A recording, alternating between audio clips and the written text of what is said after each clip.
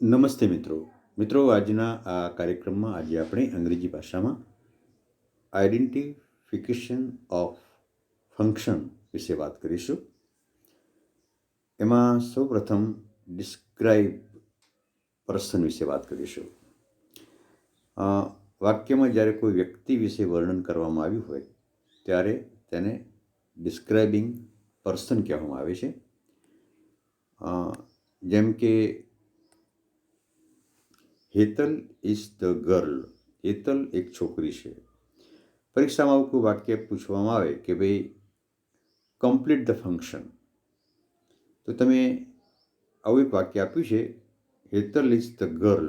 હવે તમારે હેતલ વિશે તમારે આગળ માહિતી આપવાની છે, તો તમે આ રીતે એ ફંક્શન કમ્પ્લીટ કરી શકો કે Hetal is the girl who is wearing a blue shirt. Hetal એક એવી છોકરી છે કે જેણે વાદળી રંગનું શર્ટ પહેર્યું છે. તો આપણે આને બંને રીતે જોઈશું.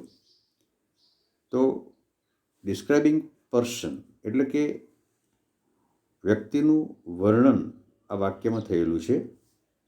પરીક્ષામાં બે રીતનું પૂછાશે, એક કમ્પ્લીટ ધ ફંક્શન અને આઈડેન્ટિફાય ધ ફંક્શન.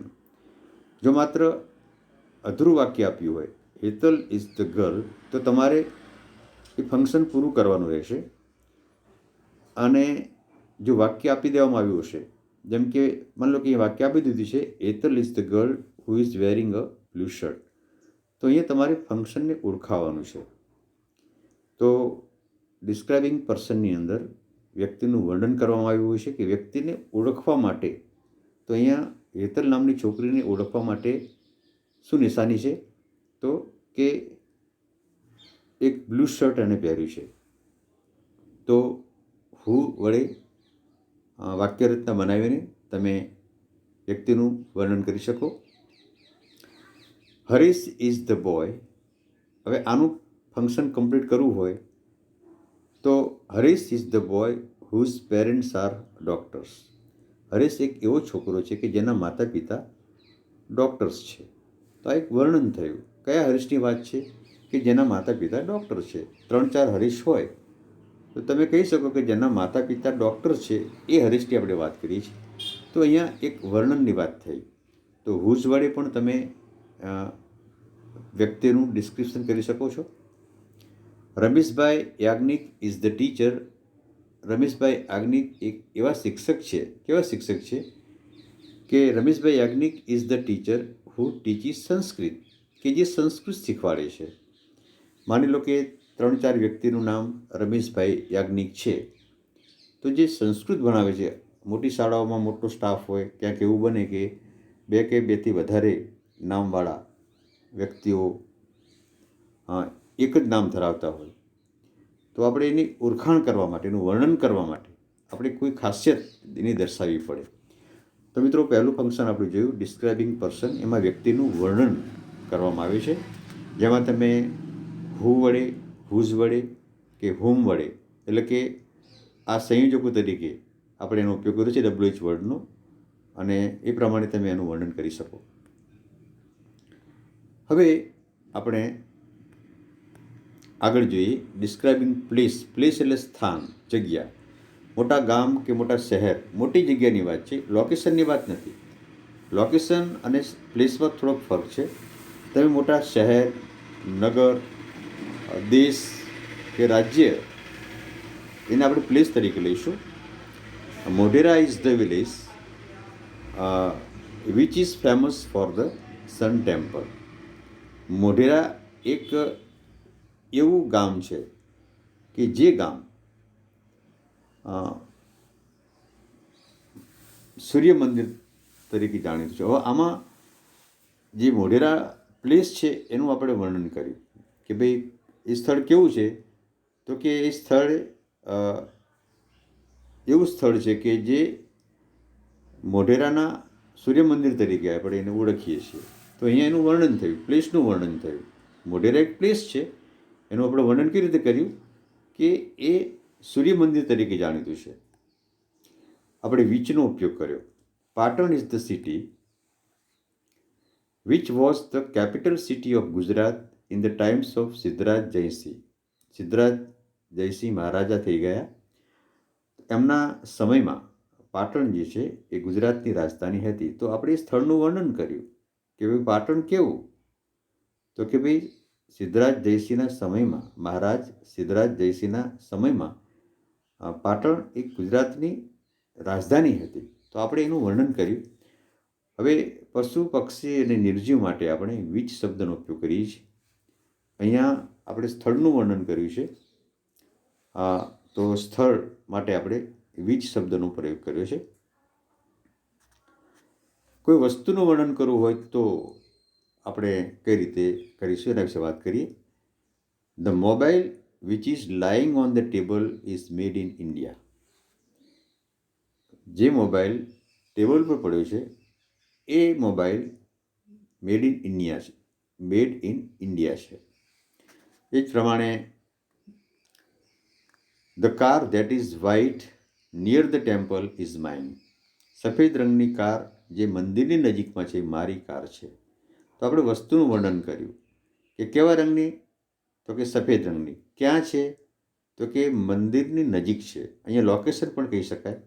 બે રીતે આપણે વર્ણન કર્યું. એનું લોકેશન પણ દર્શાવવામાં આવ્યું છે અને એની ખાસિયત કે એનો જે સફેદ રંગ છે એ એનું વર્ણન કહેવાય.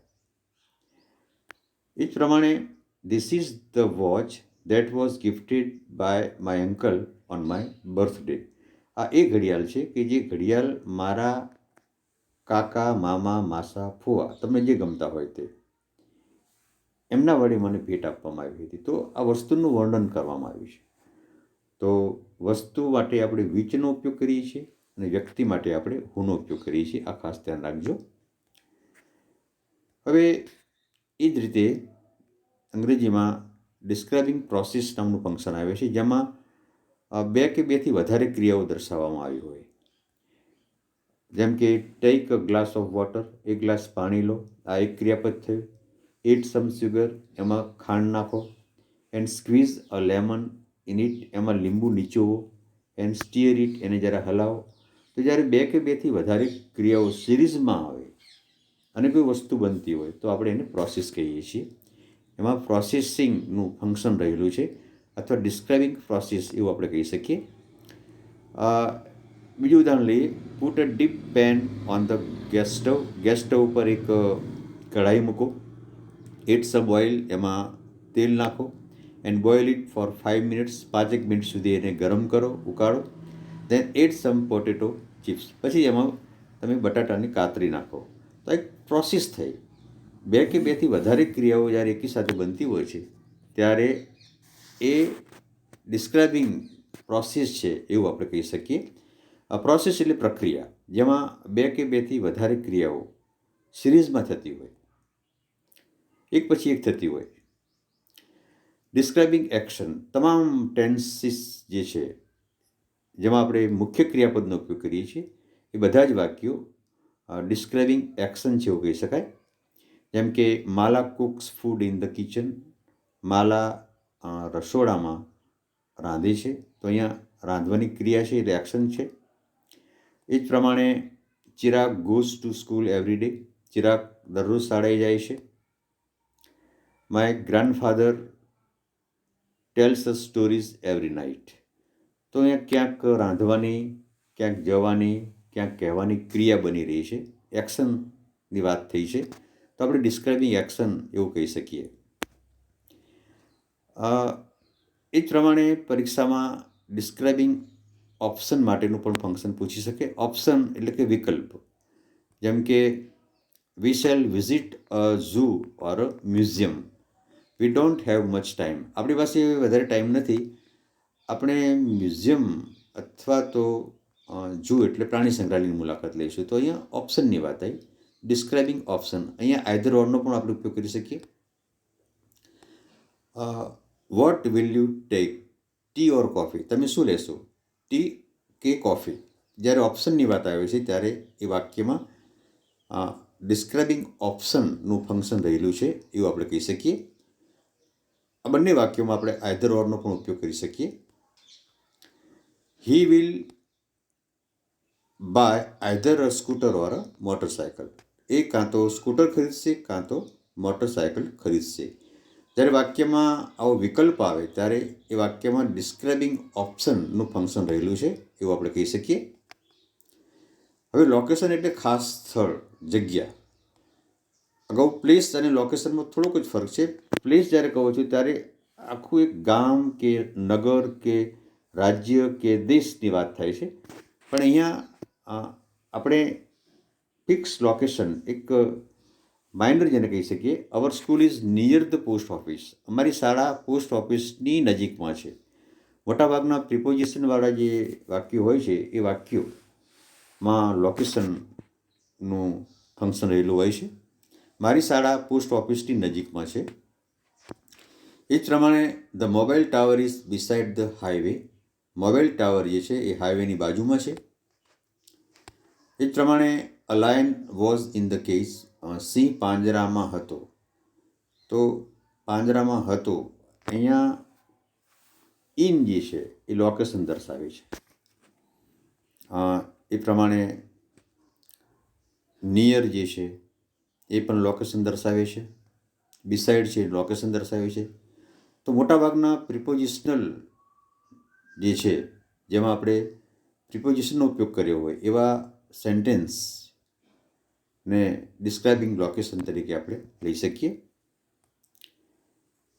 ડિસ્ક્રાઇબિંગ ટાઈમ, જેમ કે સમય દર્શાવે, ચોક્કસ સમય દર્શાવે. He gets up early in the morning. એ સવારમાં વહેલા ઉઠે છે તો એક સમય દર્શાવવામાં આવ્યો, ઇન ધ મોર્નિંગ. એ જ પ્રમાણે we reached office at 11 o'clock yesterday. અમે ગઈકાલે 11 કલાકે ઓફિસમાં પહોંચ્યા. તો અહીંયા પણ સમયનો ઉલ્લેખ થયો છે. એ જ પ્રમાણે the train head left before they reach the station.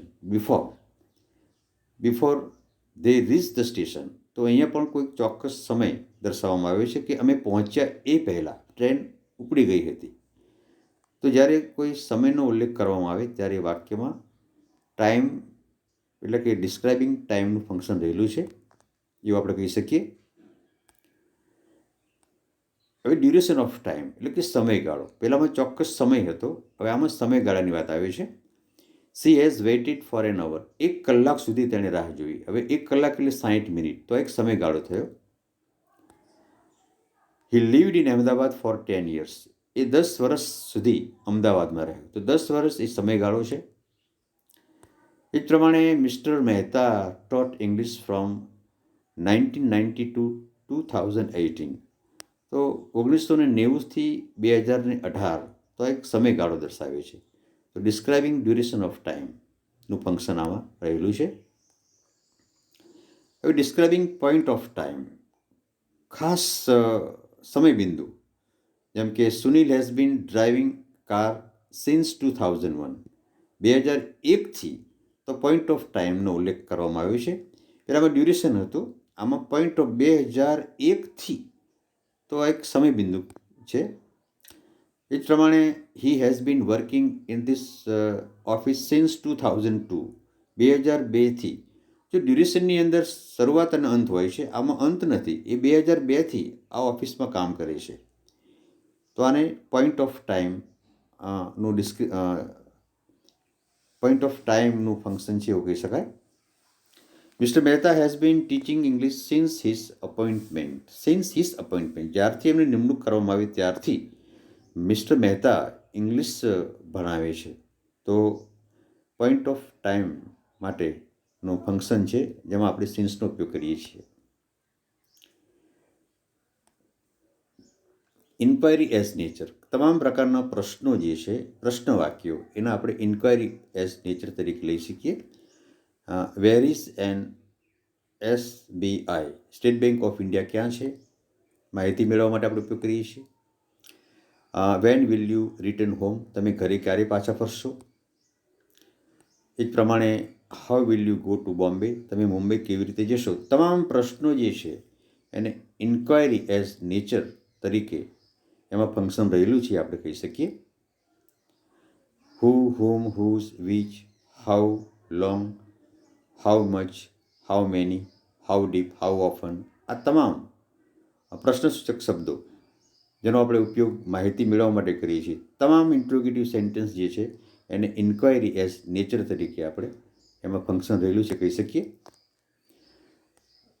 એ જ પ્રમાણે એક્સચેન્જિંગ નાઇસિટીઝ અને પ્લેઝન્ટ્રી, આપણે વ્યવહારની અંદર જે શબ્દોનો ઉપયોગ કરીએ છીએ જેમ કે thank you so much, you are welcome.